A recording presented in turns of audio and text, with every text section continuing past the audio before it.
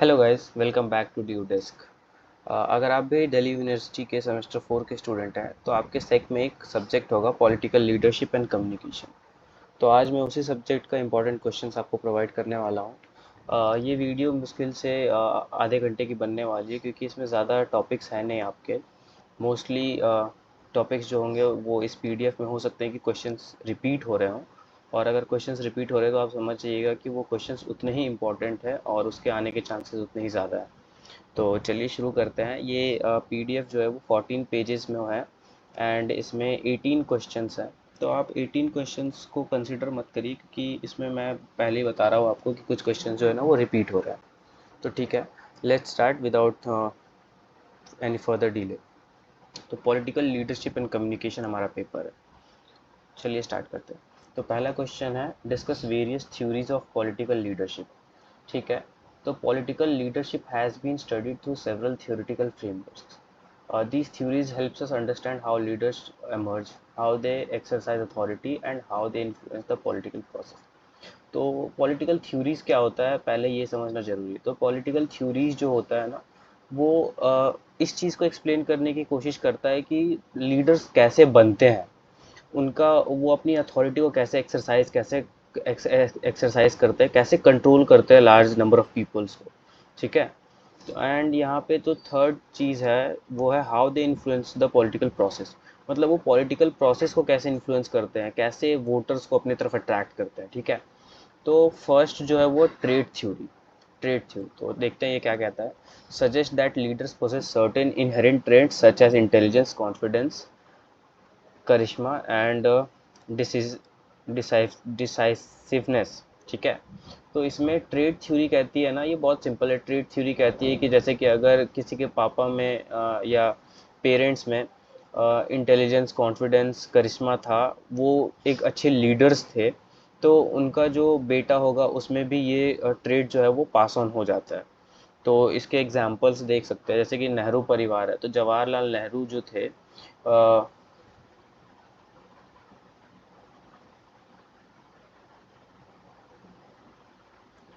हाँ जी, तो जवाहरलाल नेहरू के जो ऐसा कहा जाता है कि उनमें पहले से ही लीडरशिप ट्रेट्स थे जो कि उनको सक्सेसफुल बनाते हैं। ओके, तो सेकंड जो है वो बिहेवियरल थ्योरी। बिहेवियरल थ्योरी क्या है? Focus on the behaviour of leaders rather than their personal traits. तो ये जो बिहेवियरल थ्योरी है ना वो क्या कहता है कि लीडर्स जो होते हैं ना वो अपने बिहेवियर से बनते हैं, ना कि पर्सनल ट्रेट्स को। तो इस थ्योरी में ना पर्सनल ट्रेट्स को इग्नोर कर दिया जाता है। Leadership is seen as a set of actions, task oriented, getting the job done और people oriented। तो इसमें बताया गया है कि हमें लीडरशिप जो है ना वो एक सेट ऑफ एक्शन है जिसमें कि हम जो है ना दूसरे से काम करवाते हैं। यही तो इन्फ्लुएंस होता है ना एक लीडर का, कि वो खुद काम नहीं करता, वो अपने फॉलोअर्स से काम करवाता है। ठीक है, तो थर्ड जो है वो है सिचुएशनल और कंटिजेंसी थ्योरी। सिचुएशनल और कंटिजेंसी थ्योरी क्या कहता है? Argues that leadership is dependent on the context और सिचुएशन। अब ये जो कहता है, जैसा कि इसका नाम से भी आप समझ रहे होगे, सिचुएशनल मतलब इसमें जो लीडरशिप है ना वो सिचुएशन पे डिपेंड करता है, या तो सिचुएशन के कॉन्टेक्स्ट पे डिपेंड करता है। और leaders effectiveness depends on matching their leadership style to the demands of the situation. इसमें जो है ना लीडर जो है वो अपने लीडरशिप स्टाइल को ना सिचुएशन के डिमांड के हिसाब से चेंज करता है, क्योंकि ये तो उसके हाथ में कि वो अपने बिहेवियर को कैसा रखता है इन सर्टेन सिचुएशन। तो उसके बाद फोर्थ टाइप जो है वो है ट्रांसफॉर्मेशनल लीडरशिप थ्योरी। तो ये थ्योरी क्या कहता है कि leaders inspire and motivate followers to achieve extraordinary outcomes. Transformational leadership मतलब इससे आप ऐसा समझो कि एक लीडर्स जो है ना वो अपने फॉलोअर को जो है ना वो ट्रांसफॉर्म करता है। जैसे कि मान लो कि एक टीचर है या एक कोच, मान लो लीडर को हम कोच कह सकते हैं। एक कोच जो है वो अपने स्टूडेंट्स को, अपने प्लेयर्स को जो है वो इंस्पायर करता है, ट्रांसफॉर्म करता है और अच्छे से उनको सिखाता है। तो यही है इसका transformational leadership theory. Emphasise vision, inspiration and change. ठीक है, ओके। उसके बाद आता है ट्रांजैक्शनल लीडरशिप थ्योरी। तो based on exchange between leader and follower. तो इसमें भी मोर और लेस वही है कि ट्रांजैक्शनल लीडरशिप क्या होता है, जिसमें कि एक ट्रांजैक्शन हो रहा हो लीडर एंड फॉलोअर के बीच में, कुछ ना कुछ एक्सचेंज हो रहा हो।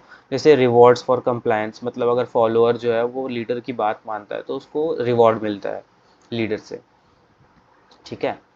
सॉरी, अगर फॉलोअर लीडर की बात मानता है तो फॉलोअर को अवार्ड रिवॉर्ड मिलता है। उसके बाद है ये कैरिस्मेटिक लीडरशिप। कैरिस्मेटिक लीडरशिप क्या होता है समझिए। कैरिस्मेटिक मतलब क्या कि करिश्मा, जैसे कि कोई चीज़ आपको बहुत अट्रैक्ट कर रही होती है तो उसको हम कैरिस्मेटिक बोलते हैं।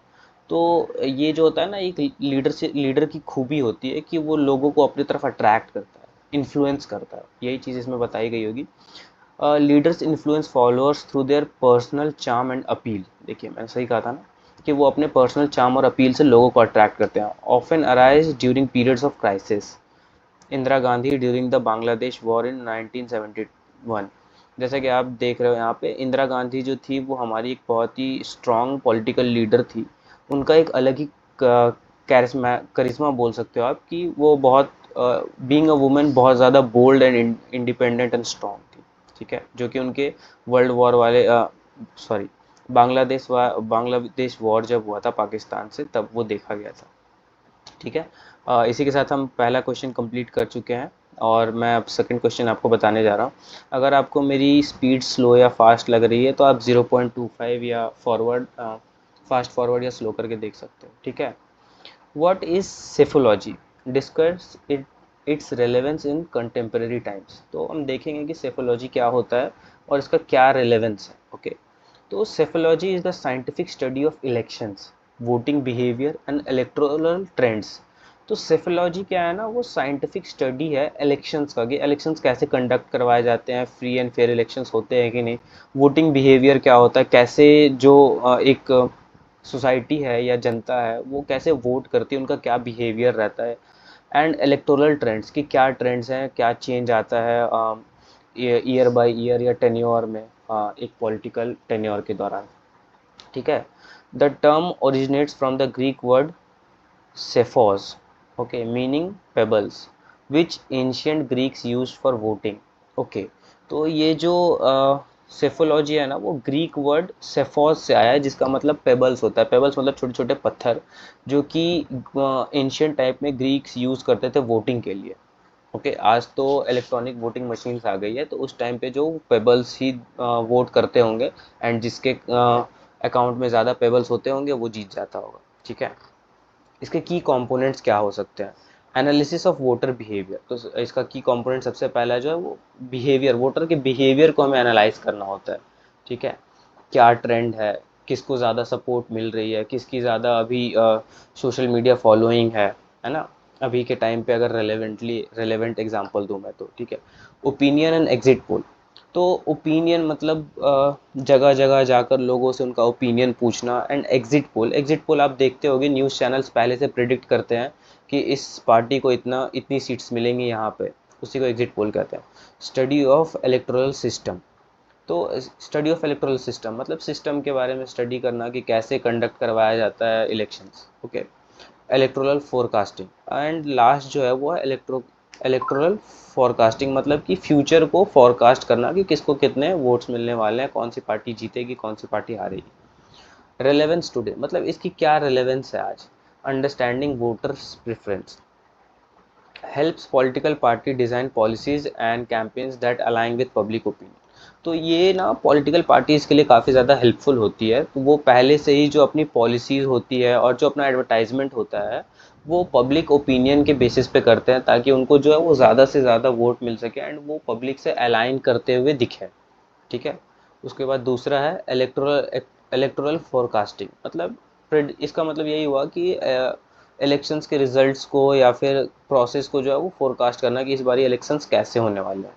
Predicts likely outcomes of election, helping media and public prepare for political change.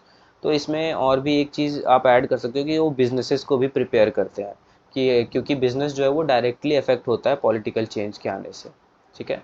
उसके बाद होता है डेमोक्रेटिक ट्रांसपेरेंसी, मतलब इसमें क्या है, provides data driven insights increasing trust in democratic process. इससे क्या होता है कि आपको एक ट्रांसपेरेंट व्यू मिलता है हमारे डेमोक्रेटिक प्रोसेस का, यानी इलेक्टोरल प्रोसेस का, कि सारी चीज़ें फ्री एंड फेयर हो रही है कि नहीं, ठीक है। कैंपेन स्ट्रैटेजी, मतलब जो जगह जगह कैंपेन्स होते हैं, रैलियाँ निकाली जाती हैं पॉलिटिकल पार्टीज़ के द्वारा, उसके लिए स्ट्रैटेजीज प्रिपेयर करने में भी ये काम आता है psephology. Okay, media discourse forms the basis of information, political debates and coverage. तो ये मीडिया के लिए भी काफ़ी हेल्पफुल होता है। ओके, इसके एग्जांपल्स आप यहाँ पे देख सकते हो। In India organisation like CSDS and Lok Niti conduct large scale electrical studies to interpret voting patterns. Okay, उसके बाद थर्ड क्वेश्चन क्या है, discuss the scope and relevance of political communication. Discuss the scope and relevance of political communication, तो इसका मतलब कि political communication का क्या रिलेवेंस है एंड क्या स्कोप है, मतलब ये क्या फ्यूचर है इसका, कितने वास्ट लाइक कंटेंट को ये कवर करता है। ओके, तो political communication refers to the transmission of information, message and symbols between political actors, the media and the public to influence political outcome. Okay, तो इसको अगर सिंपल वर्ड्स में समझे तो पॉलिटिकल कम्युनिकेशन क्या है? Political communication transfer of message है political actors, जैसे कि हमारे लीडर्स हो गए, पॉलिटिकल लीडर्स हैं उनसे, और पॉलिटिकल लाइक पीपल तक पहुंचना, कॉमन पीपल तक पहुंचना, पॉलिटिकल एक्टर से मैसेज ट्रांसफ़र होके पॉलिटिकल पीपल तक जाना, किसके थ्रू? मीडिया के थ्रू होके जाना। ओके, चलिए स्कोप के बारे में बात कर लेते हैं। Inter party communication. Inter party communication मतलब between political parties and their member. Inter party communication मतलब हो गया कि जो पार्टी के बीच में हो, एक पार्टी है वो आपस में कम्युनिकेट करती है, तो उसको इंटर पार्टी कम्युनिकेशन कहते हैं। Public messaging, political leaders addressing citizens through speech, debates and social media. मतलब वही कि पब्लिक मैसेजिंग, पब्लिक तक मैसेज पहुंचाना। मीडिया रिलेशंस, मीडिया रिलेशंस मतलब वही managing coverage, interviews and press release. तो जो भी पॉलिटिकल लीडर्स जाके इंटरव्यू देते हैं, प्रेस रिलीज़ करते हैं, वो सारे इसमें आते हैं। इलेक्शन कैंपेन्स, अब ये तो जानते हो आप, कैंपेन्स करते हैं उस टाइम पे भी मैसेजेस ट्रांसफ़र किए जाते हैं। इंटरनेशनल डिप्लोमेसी, इंटरनेशनल डिप्लोमेसी क्या होता है? जब हमारे फॉरेन मिनिस्टर्स या फिर हमारे इंडिया के मिनिस्टर्स फॉरेन कंट्री में जाके किसी भी ट्रीटी पे या किसी भी नए एक्ट के ऊपर बात करते हैं, तो वो फॉरेन डिप्लोमेसी के अंदर आता है। अब इसकी रेलेवेंस क्या है? ओके, तो शेपिंग पब्लिक ओपिनियन, ये जो है ना, पॉलिटिकल कम्युनिकेशन ही रिस्पॉन्सिबल होता है पब्लिक के ओपिनियन को शेप करने के लिए, एंड उसी के थ्रू पॉलिटिकल लीडर्स को जो है ना वोट मिलते हैं। ठीक है, उसके बाद थर्ड क्या है, और सेकंड क्या है, democratic engagement, encourage public participation in election and governance. Okay, तो एंगेजमेंट बढ़ाता है लोगों के बीच में। आप देखोगे कि जो लीडर जितना अच्छी बातें करता है, जितना पीपल को अपने साथ एंगेज करता है, उसकी फॉलोअर्स उतने ही ज़्यादा होते हैं। तो वो यहाँ पे उसके रेलेवेंस यही बता रहा है, फॉर डेमोक्रेटिक एंगेजमेंट। उसके बाद है accountability, media and communication tools hold leaders accountable. तो इसका मतलब क्या हुआ कि जैसे कि अगर पॉलिटिकल कम्युनिकेशन में कोई गैप आ गया या उन्होंने कुछ ऐसी बात कह दी जो उन्हें नहीं कहनी चाहिए थी, तो वो उसके लिए अकाउंटेबल भी होते हैं। ठीक है, real time feedback, leaders can adapt strategies based on public response, specially through social media. Okay, अभी के टाइम पे सोशल मीडिया काफ़ी बूम मतलब चल रहा है, तो हमारे लीडर्स जो है ना, वो भी सोशल मीडिया ट्रेंड्स को फॉलो करते हैं, तो रियल टाइम फीडबैक उन्हें वहाँ से मिलता है। Okay, crisis management, effective communication during crisis. तो अभी के टाइम पे जैसे कि टेक्नोलॉजीज बहुत डेवलप हो गई हैं, तो पहले के टाइम पे तो कम्युनिकेशन बहुत स्लो होता था, लेटर और फैक्स के द्वारा होता था। अभी तो मतलब बहुत इफेक्टिव कम्युनिकेशन हो गया इंटरनेट के आने के बाद से। तो वही बता रहा है कि क्राइसिस मैनेजमेंट के टाइम पे इफेक्टिव कम्युनिकेशन पॉसिबल है।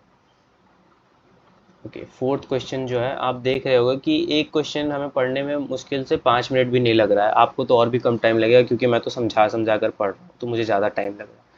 ओके, तो फोर्थ क्वेश्चन है हमारा, political communication is an emerging discourse in contemporary research. तो इसमें क्या कह रहा है कि पॉलिटिकल कम्युनिकेशन जो है वो इमर्जिंग डिस्कोर्स इन कंटेम्प्रेरी रिसर्च, वो एक एमर्जिंग लाइक इम्पॉर्टेंस हो गया है, एक कोर्स बन गया है कंटेम्प्रेरी रिसर्च के लिए, टॉपिक बन गया है रिसर्च करने का। ठीक है, पॉलिटिकल कम्युनिकेशन। तो political communication has evolved into a key area of research due to rise of mass media, technological advancement, देखा मैंने आपको जो पॉइंट बताया था वो यहाँ आ गया, increasing role of public opinion, okay. तो पॉलिटिकल कम्युनिकेशन जो है ना वो एक अच्छा टॉपिक बन गया रिसर्च करने के लिए। क्यों? क्योंकि rise in of mass media, मतलब मास मीडिया जो है वो बहुत जल्दी बढ़ रहा है। मास मीडिया जैसे कि क्या होता है, न्यूज़पेपर या हमारे न्यूज़ चैनल, या अभी जो यूट्यूब पे भी चैनल्स क्रिएट हो गए हैं न्यूज़ को जो फैलाते हैं। ओके। टेक्नोलॉजिकल एडवांसमेंट के वजह से, और increasing role of public opinion. आज के टाइम पे पब्लिक ओपिनियन जो है ना वो बहुत मैटर करता है। जैसा कि आप देखते होंगे कि ट्विटर यानी कि एक्स पे जो लोग अपने ओपिनियंस पोस्ट करते हैं किसी के बारे में, किसी चीज़ के बारे में, किसी इन्वायरमेंटल एक्ट के बारे में, उसके ऊपर एक्शंस लिए जाते हैं हमारे गवर्नमेंट के द्वारा। तो पॉलिटिकल ओपिनियन आज के टाइम पे बहुत मैटर करता है। ठीक है। वाई इट्स एमर्जिंग, मतलब ये अभी एमर्जिंग ही क्यों क्यों इवॉल्विंग है? Digital revolution. Social media platforms like Twitter, Facebook and Instagram have changed how politicians communicate. आज के टाइम पे आप देखते होगे मेजर न्यूज़ जो पास होती है वो सोशल मीडिया प्लेटफॉर्म्स पे होती है। जैसे कि 12th की अगर मार्कशीट रिलीज़ हो गई है तो हमारे एजुकेशन मिनिस्टर ट्विटर पे आके ट्वीट करते हैं। अभी आपने देखा होगा कि वॉर लाइक सिचुएशन में जो भी इंपॉर्टेंट हमारे लिए अपडेट्स थे वो ट्विटर पे ही ट्वीट किए जा रहे थे हमारे डिफेंस मिनिस्टर के द्वारा, हमारे फॉरेन मिनिस्टर के द्वारा। ठीक है। 24/7 news cycle. Political narratives are shaped continuously by the media. Political narrative जो है ना उसको शेप करने में मीडिया जो है वो बहुत बड़ा रोल प्ले करता है, क्योंकि आप जो देखते हो ना वो आप मानने लगते हो। ठीक है। बहुत बारी ऐसा होता है, सभी नहीं मानते लेकिन बहुत लोग मानते हैं। Polarization and fake news. Challenges like misinformation have made political communication a crucial area of research.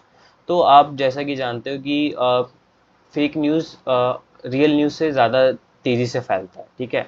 तो ये भी एक हमारे लिए चैलेंज है, और एरिया ऑफ रिसर्च इसलिए भी इम्पॉर्टेंट है इस फील्ड में, ताकि हम फेक न्यूज़ को और रियल न्यूज़ को बाइफरकेट कर सकें, अलग कर सकें। ठीक है। Personal branding. पर्सनल ब्रांडिंग क्या होता है? जैसे कि आप देखते होंगे कि हमारे जो पॉलिटिकल पार्टीज़ होती हैं उसका एक लीडर होता है, एक पोस्टर बॉय होता है।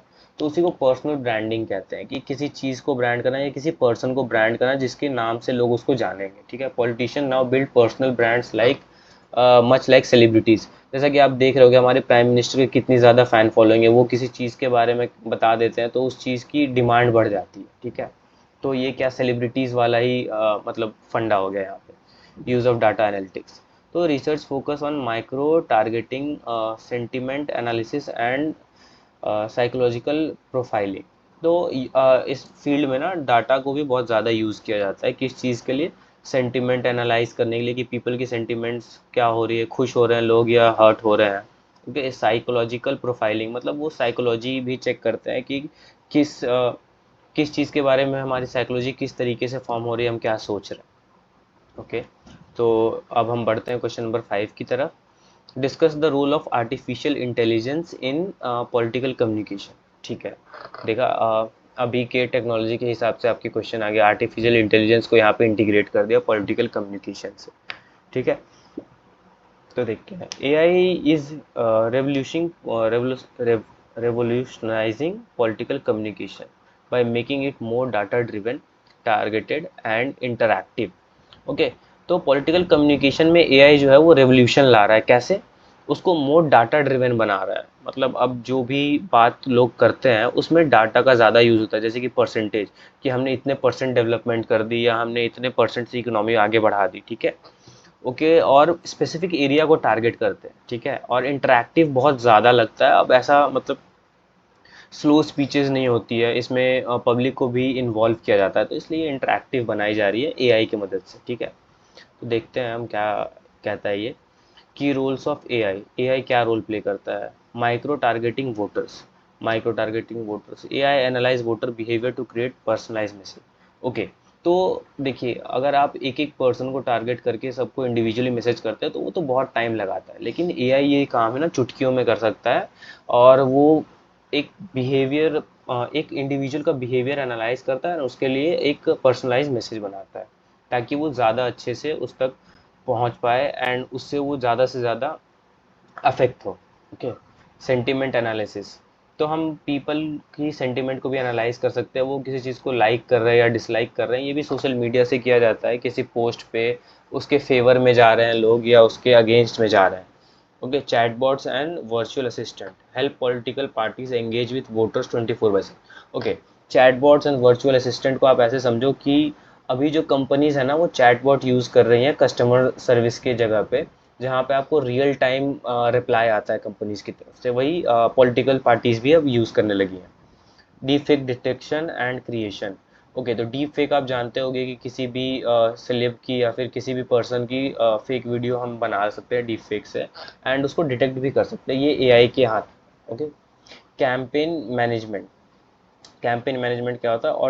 Automates ad placement, budget allocation and content generation. Okay, campaign management में मतलब है किसी भी कैंपेन से रिलेटेड उसकी मैनेजमेंट करना, जैसे कि कैंपेन के कंटेंट जो सोशल मीडिया पे जाने वाले हैं उसको मैनेज करना, बजट एलोकेट करना कि कितना बजट उसके लिए खर्च करना है हमें, है ना, और मॉनिटरिंग पब्लिक ओपिनियन। तो लास्ट वही है कि पॉलिटिकल ओपिनियंस, जैसे कि कमेंट्स को रीड करके पॉलिटिकल ओपिनियन को समराइज करना कि लोग क्या बोल रहे हैं किसी चीज़ के बारे में। Okay, risk and challenges. Miss information, privacy violation and manipulation of emotion. Okay, तो एआई जो है ना वो हमारे इमोशंस के साथ मैनिपुलेट भी कर सकता है, क्योंकि एआई जो है वो हमें जो हम देखना चाहते हैं वो हमें दिखा सकता है ना। और इसमें मिस इन्फॉर्मेशन भी बहुत ज़्यादा फैलती है, जैसे कि डीप फेक का एग्जांपल ले लेते हैं। डीप सीक एआई जब आया था तो कितने सारे सेलेब्स की फेक वीडियोस वायरल हो रही थी जिससे कि मिस इन्फॉर्मेशन फैल रही थी। ओके, लास्ट क्वेश्चन क्या है हमारा? Discuss the role played by opinion poll and exit poll in strengthening electoral democracy. तो हम क्वेश्चन नंबर 6 पढ़ रहे हैं, discuss the role played by opinion poll and exit poll. Okay, exit poll तो मैंने आपको बताया था, मैं फिर से अभी डिटेल में बता दूंगा। ओपिनियन पोल और एग्जिट पोल क्या होता है और वो कैसे इलेक्टोरल डेमोक्रेसी को स्ट्रेंथन करता है, ठीक है। चलिए एग्जिट पोल के बारे में देखते हैं। A survey conducted immediately after people have voted. मतलब जैसे ही कि आप वोट देकर निकलते होगे या आप न्यूज़ चैनल पे देखते होगे तो रिपोर्टर्स जो है ना वो लाइव रिपोर्टिंग कर रहे होते हैं माइक लेके, एंड लोगों का इंटरव्यू ले रहे होते हैं कि कैसा उनका ये रहा, वो किसको फेवर करते हैं, किसको सपोर्ट करते हैं अपनी पॉलिटिकल पार्टीज में से। तो इसके बेसिस पे जो एग्जिट पोल डिसाइड होता है, जो नंबर्स डिसाइड होता है उसको एग्जिट पोल कहते हैं, ठीक है। अब इसका क्या रोल होता है? तो प्रोमोट ट्रांसपेरेंसी, मतलब कि ये दिखाता है कि पीपल जिसके ज़्यादा सपोर्ट में थे वही पार्टी जीत रही है, यानी प्रोमोट ट्रांसपेरेंसी हो जाता है यहाँ पे। वोटर अवेयरनेस, वोटर्स भी अवेयर होते हैं कि किसके तरफ ज़्यादा सपोर्ट है पब्लिक का। फीडबैक मैकेनिज्म, तो इससे एक पॉलिटिकल पार्टी को ना फीडबैक भी मिलता है कि उन्होंने अच्छा काम किया या उनकी स्ट्रैटेजी से लोग अफेक्ट हुए कि नहीं, कन्विंस हुए कि नहीं हो, ठीक है। एकेडमिक रिसर्च, इसके ऊपर जो मास कम्युनिकेशन के स्टूडेंट्स हैं वो रिसर्च करते हैं। मीडिया एंगेजमेंट, मीडिया को इससे एंगेजमेंट मिलती है, ज़्यादा से ज़्यादा लोग देखते हैं कि कौन सी पार्टी जीतने वाली है, ठीक है। Check on political narratives, political narratives जो फेक नरेटिव्स होते हैं या फिर जो वादे बस बना दिए जाते हैं, पूरे नहीं करने होते हैं, वो फेक नरेटिव्स पे भी ये चेक रखता है। ओके, कंसर्न क्या है? सैम्पलिंग बायस, मैनिपुलेशन और misuse of data, influence on voter behaviour, ठीक है। तो ये ना सैम्पलिंग बायस होता है, मतलब जो भी इसको सैम्पल्स मिलेंगे ना उस सैम्पल्स के बेसिस पे ही ये रिजल्ट जनरेट करता है। और ये मैनिपुलेशन और मिसयूज ऑफ डाटा में से प्रोटेक्ट नहीं है, मतलब इसको कोई भी मिसयूज कर सकता है एंड मैनिपुलेट कर सकता है। ओके, और ये इन्फ्लुएंस करता है वोटर्स के बिहेवियर को बहुत बड़े लेवल पे, ठीक है। अब हम नेक्स्ट क्वेश्चन पे आते हैं हमारी, जो कि what is meant by leadership. तो लीडरशिप क्या होता है वो देखेंगे, और discuss various theories of leadership. तो ये discuss various theories of leadership जो है ये तो हम फर्स्ट क्वेश्चन में कर चुके हैं, तो हम इसको स्किप करेंगे, मैं फिर भी आपको एक लीडरशिप का ओवरव्यू दे देगा। Leadership is the ability to influence, guide and direct individuals और group towards the achievement of common good. Okay, तो लीडरशिप क्या होता है कि जब भी एक पर्सन एक इंडिविजुअल या ग्रुप को इन्फ्लुएंस कर सकता है, उनको गाइड कर सकता है, मोटिवेट कर सकता है कि वो एक कॉमन गोल अचीव करें, तो उसे लीडरशिप क्वालिटीज़ कहते हैं, ठीक है। In political context it involves inspiring citizens, formulating policies and leading a nation और movement with very vision and purpose. मतलब पॉलिटिकल सेंस में क्या कह सकते हैं कि एक पॉलिटिकल लीडर कैसा होना चाहिए, जो कि वो सिटीजन्स को इंस्पायर करे और पॉलिसीज़ बनाए और एक नेशन को सक्सेस की ओर ले जाए, तो वही एक सक्सेसफुल लीडर होगा। ठीक है। एंड यहाँ पे देख सकते हो आप थ्योरीज ऑफ लीडरशिप में वही है, ट्रेट थ्योरी है, बिहेवियरल थ्योरी है, सिचुएशन कंडीजेंट थ्योरी है, ट्रांजैक्शनल थ्योरी है ना, एंड क्या है, कैरिस्मेटिक लीडरशिप है। ठीक है। तो हम क्वेश्चन नंबर 8 देखेंगे, communication is an important skill of a leader, कि कम्युनिकेशन जो है वो एक लीडर के लिए क्यों इम्पोर्टेंट है, कैसे इम्पोर्टेंट है, चलिए देखते हैं। ठीक है। Communication is the core skill that connects a leader to their follower, मतलब कम्युनिकेशन से ही तो एक लीडर लीडर बनता है। अगर आप इफेक्टिवली कम्युनिकेट नहीं कर सकते तो कोई आपकी बात क्यों मानेगा, एंड आपके ऊपर वो कॉन्फिडेंस नहीं ला पाएगा तो आपको वो फॉलो नहीं करेगा। ठीक है। A leader ability to convey idea, mobilise people and build consensus depends on effective communication. तो मैंने जैसा कि आपको कहा कि आइडियाज़ को प्रेजेंट करना, पीपल को मोबिलाइज करना, मतलब उनको अपनी ओर लेके आना। ठीक है। ये सब कम्युनिकेशन पे ही डिपेंड करता है। तो चलिए अब इसकी इंपॉर्टेंस देख लेते हैं। विजन शेयरिंग, अगर एक पॉलिटिकल लीडर अच्छा कम्युनिकेटर है तभी वो अपने विजन को अच्छी तरीके से शेयर कर पाएगा दूसरों से। ठीक है। तभी वो लोग समझेंगे कि इसका क्या विजन है, ये हमारे लिए क्या कर सकता है आने वाले टाइम। मोबिलाइजिंग सपोर्ट, मतलब सपोर्ट को अपनी ओर लेकर आना। Communication is vital for mobilising mass movements. Movements मतलब मान लेते हैं जैसे कि गांधी जी जो थे, उन्होंने बहुत सारे मूवमेंट्स लीड किए, कैसे किए, इफेक्टिव कम्युनिकेशन की वजह से। देखिए यहाँ पे एग्जाम्पल भी देख रहे हो आप, Mahatma Gandhi use of speech and newspaper to promote non violence. ठीक है। उसके बाद crisis management, leader must reassure and direct people during crisis. ठीक है। तो एक लीडर की सिर्फ रिस्पॉन्सिबिलिटी ये नहीं होती है कि वो अच्छे टाइम में वादे कर दे एंड उसको फुलफिल ना करे, बल्कि क्राइसिस मैनेजमेंट के टाइम पे भी लीडर अपने फॉलोअर्स को मैनेज करता है, उन्हें प्रोत्साहना देता है, रीअश्योरेंस देता है कि नहीं सब ठीक हो जाएगा। ठीक है। तो ये भी कम्युनिकेशन का पार्ट है। पब्लिक एंगेजमेंट, की पब्लिक को कैसे हमें एंगेज करना है, उनको कैसे अपनी बातों में लाना है। पार्टी कम्युनिकेशन, आपको पता ही है कि जो पार्टी के बीच में जो बातें होती है, इंटर पार्टी कॉन्फ्लिक्ट्स भी होते हैं जहाँ पे लोग एक दूसरे की बात से एग्री नहीं करते हैं, उस चीज़ों को भी कम्युनिकेशन से ही सॉल्व किया जाता है, कम्युनिकेशन के थ्रू सॉल्व किया जाता है। Elaborate various sources of political communication, तो ये नया टॉपिक है, ये मैं अभी आपको बताता हूँ कि पॉलिटिकल कम्युनिकेशन के क्या क्या सोर्सेज हो सकते हैं। तो political communication flows through multiple sources, each playing a vital role in shaping public opinion and political awareness. तो ये कह रहा है कि पॉलिटिकल कम्युनिकेशन के मल्टीपल सोर्सेज हैं जो कि पब्लिक ओपिनियन एंड अवेयरनेस को फैलाता है। ठीक है। क्या क्या है, मास मीडिया, मास मीडिया जैसे कि television, radio, newspaper. Okay. Social media, इससे तो आप सभी फेमिलियर हो, Twitter, Facebook, Instagram, YouTube. Political parties, manifestos, मतलब जो वो आप पैम्पलेट देखते हो ना पॉलिटिकल पार्टी का, जिसमें वो अपने प्रोमिसेस लिख कर देते हैं कि हम अगर चुने गए इस साल तो हम ये करके देंगे। Speeches, rallies and press conferences. Civil societies and NGO, आप जिस सोसाइटी में रहते होगे वहाँ पे भी लाइक माइक वगैरह लगा के कुछ इवेंट किया जाता है, उसमें भी आप देखते होगे पॉलिटिकल कम बातें की जाती है कि किस पार्टी को सपोर्ट करना है, क्यों करना है। ओके। तो ये political information and raise awareness about political parties, same चीज़ जो मैंने आपको बताई। ठीक है। एजुकेशनल इंस्टीट्यूशन, एजुकेशनल इंस्टीट्यूशन में कैसे पॉलिटिक्स आ गया, तो देखते हैं। Promote civic education and democratic participation, हमें एजुकेशनल इंस्टीट्यूशन में ही सिखाया जाता है कि हमारा वोटिंग जो है फंडामेंटल राइट है और हमें वोट देना चाहिए, हम डेमोक्रेटिक सिस्टम का पार्ट बनना चाहिए। ठीक है। Election commission and government agencies, election commission भी कम्युनिकेट करती है हमसे इन टाइम ऑफ नीड, जब हम उनको हमारी ज़रूरत पड़ती है या हमें कुछ इन्फॉर्म करना होता है, अवेयरनेस फैलाना होता है। ओके। तो provide official information on voting, governance and policies, क्या नई पॉलिसीज़ उन्होंने बनाई है और कितने वोट किस पार्टी को पड़े, तो ये भी इलेक्शन कमीशन बताती है, ये भी कम्युनिकेशन के थ्रू ही होता है। Public opinion polls and research organization, public opinion helps information inform the public and leaders about the political climate, कि political climate मतलब कि किसी पार्टी का सेटबैक होने वाला है या कोई पार्टी बहुत ऊपर उठने वाली है, तो ये भी एक मीडियम होता है पॉलिटिकल कम्युनिकेशन का।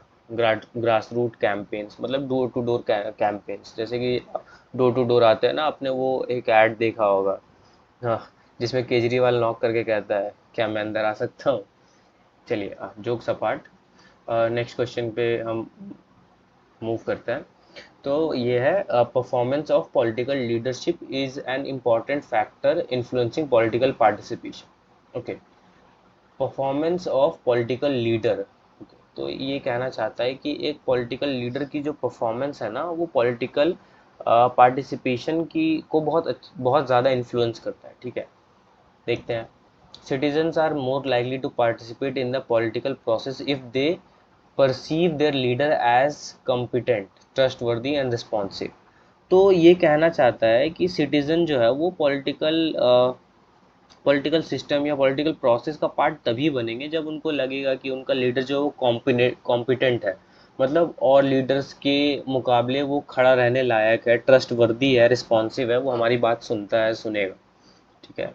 How leadership performance impact participation. ठीक है, ट्रस्ट एंड क्रेडिबिलिटी। तो एक लीडर को अपने फॉलोअर्स में ट्रस्ट लाना बहुत ज़रूरी है कि उनके फॉलोअर्स जो है उनको ब्लाइंडली ट्रस्ट करें और उनको क्रेडिबल माने। ठीक है। Effective leader gains the public trust encouraging voting and activism. Okay, inspiring role models. आप एक लीडर तभी बनते हो जब आप किसी के रोल मॉडल बनते हो, जब कोई आपके जैसा बनना चाहता है। ठीक है, तो वही कह रहा है कि inspiring role models, leaders who connect emotionally and ideologically inspire youth and marginalised groups. ठीक है, मतलब जो लीडर इमोशनली कनेक्ट कर पाता है, आइडियोलॉजीज जिसकी मैच होती है, वही एक अच्छा लीडर बन सकता है। delivering on promises। Okay, tangible development और social justice efforts increase people willingness to engage in politics। तो ये आप ऐसे समझ सकते हो कि tangible development और social justice efforts increase people willingness to engage in।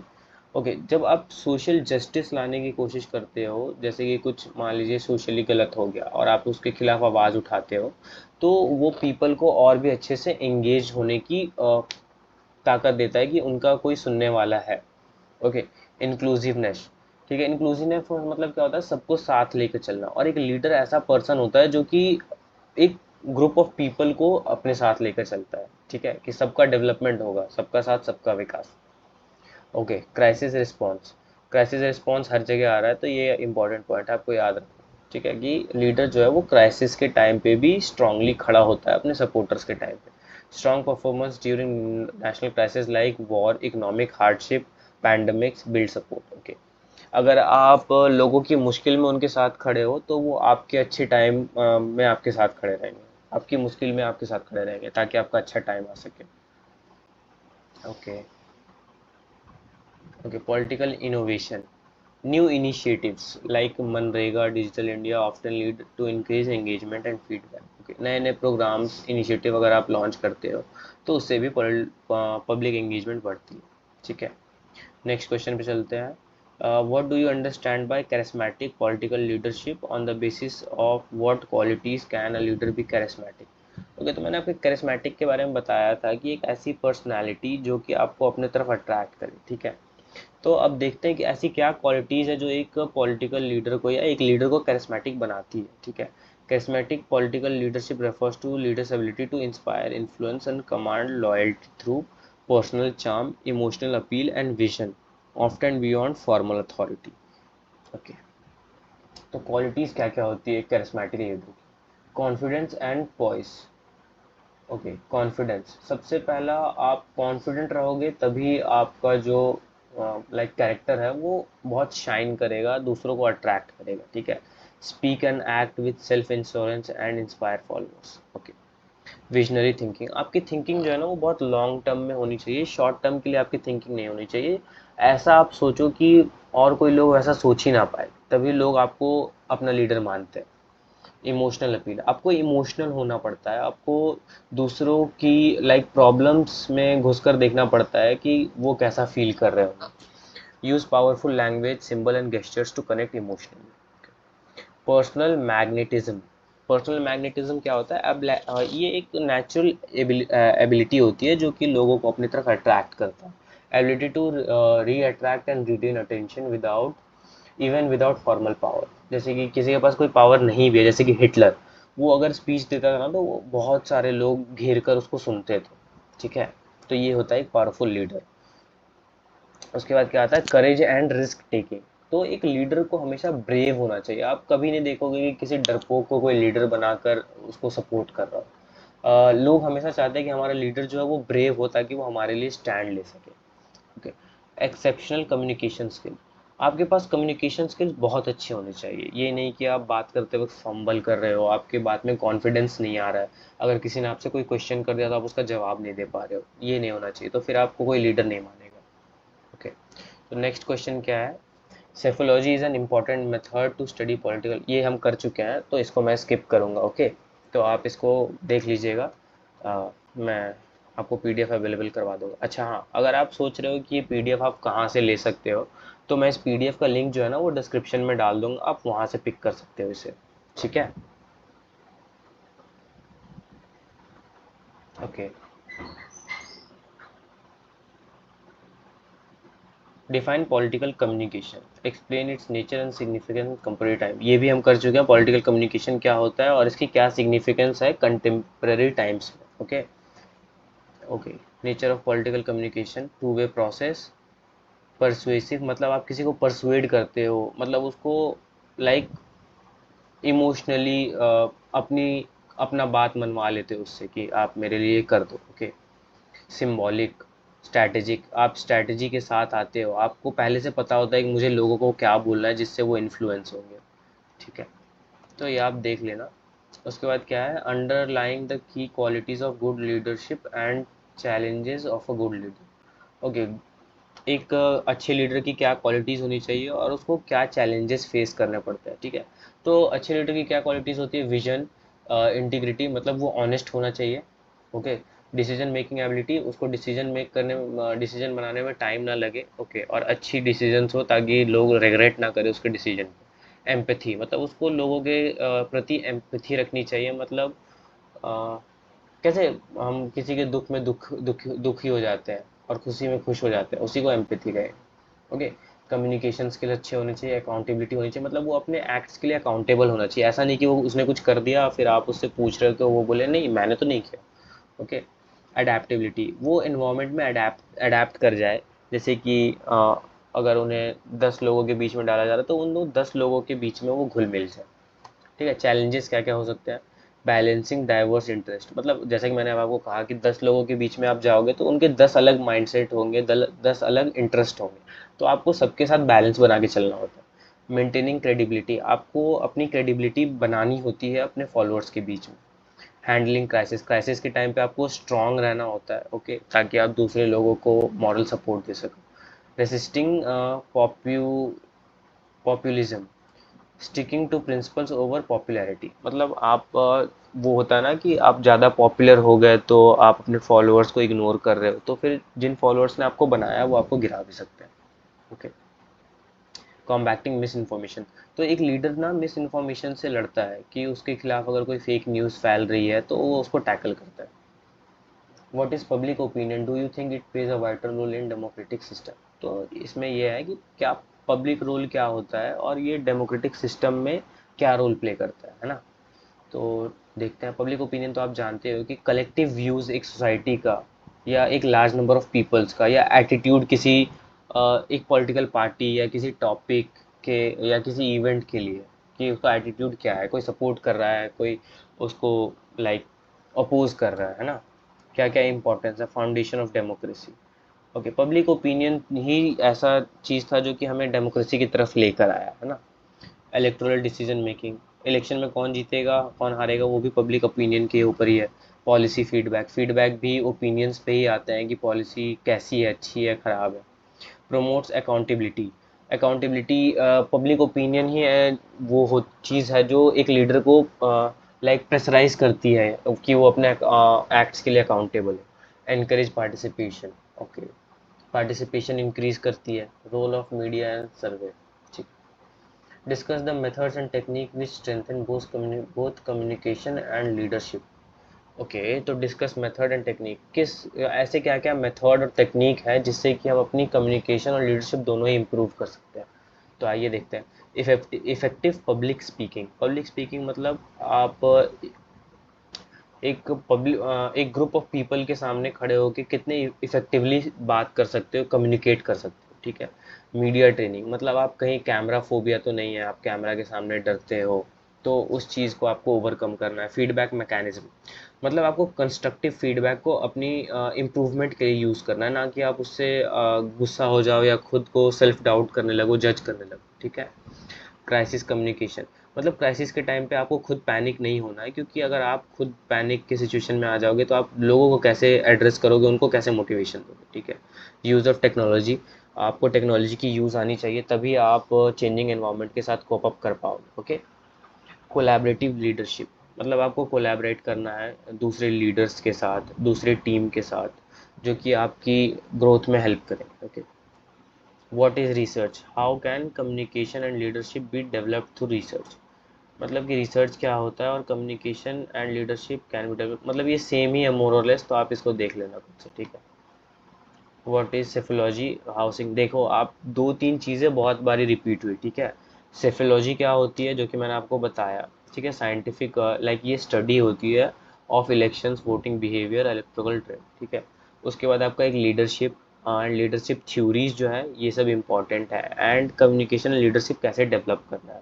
तो ठीक है, इसी के साथ आपका ये टॉपिक आज मैं एंड कर रहा हूँ। तो देख सकते हो आप 40 मिनट से भी कम लगा है आपको, आप अगर चाहो तो आप इसको जाते जाते भी एक बारी रिवाइज कर सकते हो। मैं आपको एक बारी फिर से याद दिला दूँ, अगर आपको ये वीडियो अच्छा लगा तो वीडियो को लाइक करना, चैनल को सब्सक्राइब करना, और ये वीडियो अपने दोस्तों के साथ शेयर जरूर से करना। पीडीएफ की लिंक जो है वो आपको डिस्क्रिप्शन में मिल जाएगी। Thank you so much and keep learning.